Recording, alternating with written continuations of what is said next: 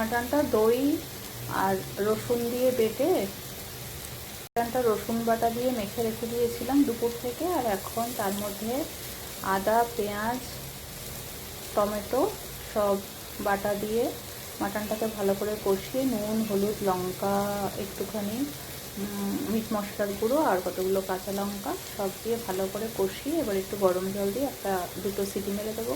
ব্যাস রেডি। মাছ ভালো খুশবু কেন বেরোচ্ছে? এটা কি বানিয়েছি? মাটন। ইয়ে, আজ মাটন কেন বানিয়েছো? এটা মাটন আর এটা একটা সেলিব্রেশন।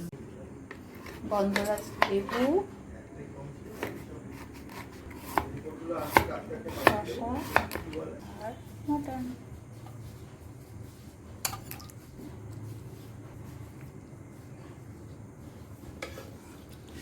একটু চর্বি।